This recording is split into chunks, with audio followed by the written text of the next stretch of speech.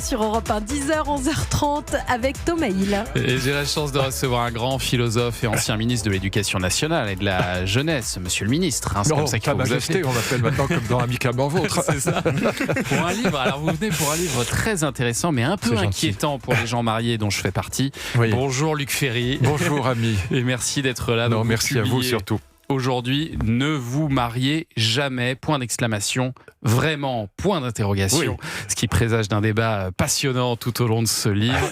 D'abord, vous êtes marié vous-même, Luc Oui, Ferry ? Depuis 27 ans et avec la même dame et toujours amoureux. Donc, voilà, mais c'est un livre sur le XIIe et XIIIe siècle. La légende la plus connue, c'est celle de Tristan et Iseult. Ouais. Alors, contrairement à ce qu'a dit notre ami Pascal Praud ce matin, c'est pas du tout un livre. Alors, je rigole, hein, mais c'est pas du tout un livre sur la fin de l'amour-passion. Au contraire, l'amour-passion est plus présent que jamais dans nos vies. Ouais. Mais c'est un livre sur cette révolution, ce qu'on appelle la révolution de la courtoisie. Encore une fois, la légende la plus connue, c'est celle de Tristan et Iseult. L'autre aussi connue, c'est celle de Guenièvre et de Lancelot. Et donc, dans cette littérature courtoise, et c'est ça qui m'a passionné parce que la question se repose aujourd'hui de manière très pressante, c'est est-ce que l'amour-passion peut résister à l'usure de la vie conjugale ? Oui. Est-ce que tout ça est répondent compatible ? Que non, pour l'essentiel. Ils disent non, sauf dans certains romans, ou au contraire, comme par exemple Érec et Énide, qui est un roman de Chrétien de Troyes absolument génial, où au contraire, l'amour-passion ne va pouvoir s'épanouir que dans la vie conjugale. Mais pourquoi ? Parce que, en fait, les amants, qui sont devenus des mariés femmes, des époux, vont réussir à installer de la distance dans leur vie qui permet à l'amour-passion de résister. Voyez, et c'est pour ça que ça nous parle aujourd'hui, puisque nous vivons tous dans des couples qui sont fondés. On se marie par amour aujourd'hui. On n'est plus dans le mariage arrangé en Europe. Mais 50% des mariages en France se terminent par un divorce. 50%, un mariage sur deux. Ouais. Et vous avez beaucoup de séparations où les gens restent mariés, mais ils sont séparés. Ils restent mariés, par exemple, à cause des enfants, pour des raisons d'héritage, etc. Mais si vous comptez globalement, c'est 70% des couples qui se séparent, en gros, au bout de 10 ans. Ouais, c'est énorme. Hein. Beaucoup, hein. Et donc, ça veut dire que l'amour-passion a beaucoup de mal à résister. Oui, mais alors malgré tout, j'ai regardé quand même les statistiques. L'institution du mariage se porte quand même plutôt bien en France. On est autour des 250 000 mariages par an. C'est à son plus haut depuis 15 ans. Est-ce que vous savez quel est l'âge moyen du mariage cette année en France ? C'est tard, 30 ans, 31 ans. 37 ans. Ah oui. C'est dingue. Tardif, hein. D'où d'ailleurs la dénatalité, parce qu'évidemment, on se marie, et si vous vous mariez à 37 ans, vous aurez forcément moins d'enfants que si vous mariez. Et c'est vrai que ça fait la moyenne avec les remariages qui peuvent arriver plus tard dans la vie. C'est la moyenne des mariages cette année en France, c'est tout. Donc après, il faut corriger les tirs. Mais c'est quand même très frappant, parce qu'en 1900, c'était 21 ans. Voyez. Alors l'espérance de vie en 1900 était de 45 ans, elle est de 80 ans aujourd'hui. Mais ce qui m'a passionné dans cette littérature courtoise, c'est que dans les deux grandes légendes, celle de Tristan et celle de Lancelot, donc Tristan et Iseult, Lancelot et Guenièvre, ils trompent tous les deux. Tenez-vous bien, parce que c'est dingue. Ils trompent le roi. Ouais. Le roi Marc est l'oncle de Tristan, il adore son oncle. Il le trompe à pied, à cheval et en voiture avec Iseult. Et même chose entre Lancelot et Guenièvre, il trompe le roi Arthur à pied, à cheval et en voiture. Pourquoi ? Et c'est ça qui m'a intéressé. C'est parce que dans cette littérature courtoise, qui est répandue dans les châteaux de la belle Provence par les troubadours, le dieu amour est plus important que le roi, la femme est plus importante que le suzerain.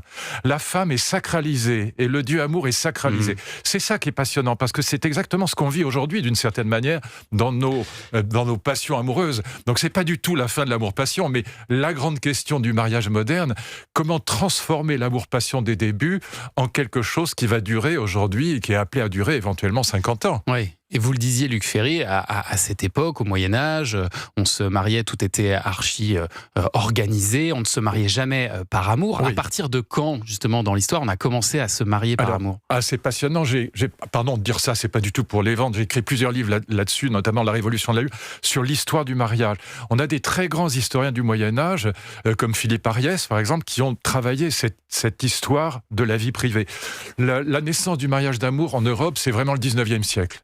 Et c'est dans la classe ouvrière d'abord, parce que les problèmes de patrimoine vont longtemps empêcher les bourgeois d'avoir ce qu'on appelle des mariages morganatiques, c'est-à-dire se marier avec quelqu'un qui a moins d'argent que vous. Voyez. Et donc, ce qui est très passionnant, c'est que jusqu'au XVIIIe siècle, on ne se marie jamais par amour. Et le mariage d'amour, je cite toujours cette phrase de Montaigne qui est folle. C'est dans le livre 3 des Essais. Pardon, c'est mon côté vieux prof, mais si ça vous intéresse, c'est le chapitre 5, c'est fascinant. Voilà, ça, c'est le côté vieux prof. Mais lisez ça. Et Montaigne a cette phrase incroyable. Je change pas une virgule, oui. C'est pas moi. Vous allez voir qu'il ne faisait pas que de la poésie. Épouser la femme qu'on aime, c'est chier dans le panier avant de se le mettre sur la tête. D'accord. Et pourquoi il dit ça? Parce que justement, il est encore dans la révolution de la courtoisie et il dit, mais si vous fondez le mariage sur l'amour-passion, vous allez inventer le divorce. Parce que c'est très fragile, l'amour-passion. Et c'est toute la problématique de cette littérature courtoise et du coup de mon livre, évidemment. C'était pas un avis très original que celui de Montaigne dans son époque.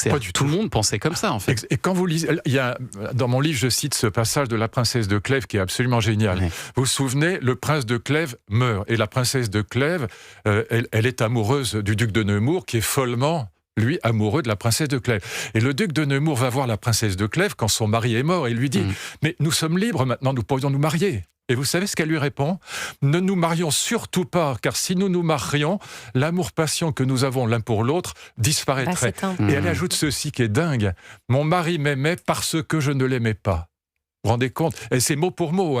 Et donc, la question qui se pose aujourd'hui, c'est peut-être le meilleur moyen de garder l'amour-passion dans un couple marié, c'est d'instaurer des distances, c'est de garder la singularité de la personne qu'on aime. Et c'est très difficile parce que l'usure de la vie conjugale, elle est quasiment inévitable. Oui, et puis la société ne nous invite pas forcément à nous séparer beaucoup de nos conjoints. Non, on est l'un sur l'autre, vous voyez. Et quand vous réfléchissez à la passion amoureuse, il y a dedans Eros. Eros, il est toujours en manque. Dans la mythologie grecque, il est défini par le manque. Il est dans la misère. Il est le fils de Pénia, qui est la déesse de la misère. Il est toujours en manque. Et c'est comme la faim et la soif. Si vous n'avez pas faim, si vous n'avez pas soif, vous n'avez aucun plaisir à manger et à boire. Oui. C'est pareil pour faire l'amour. Et si la personne que vous aimez est toujours là sur l'évier, si je puis dire, ça va pas. Et donc, du coup, le secret des couples qui durent, moi j'ai un ami par exemple, le couple a bien duré, mais ils ont 2 appartements. Ça c'est le rêve. Parce qu'ils se retrouvent, ils ont 2 métiers, 2 appartements, mais ils se retrouvent. On crée le désir. Absolument. On crée le manque. Alors on peut le faire autrement. Et ce qui m'intéresse dans Érec et Énide, ou Yvain et le chevalier au lion, qui sont des livres de Chrétien de Troyes, c'est que là, l'amour-passion s'épanouit dans le mariage et ça vaut la peine de les lire parce qu'il y a un secret, c'est la distance. Ne vous mariez jamais, vraiment, point d'interrogation. C'est le nouveau livre de Luc Ferry aux éditions de l'Observatoire. On va continuer à en parler parce qu'il y a aussi la religion qui va s'en mêler, avec parfois des conceptions surprenantes, notamment Saint Jérôme. Ah oui, c'est passionnant. Il ne faut pas trop aimer sa femme. Il dit « Rien n'est plus infâme que d'aimer une épouse comme une maîtresse ». C'est incroyable. On va en parler dans un instant. C'est incroyable. C'est la même phrase, c'est quasiment Montaigne.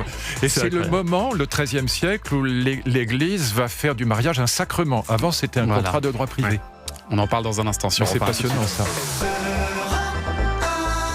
10h.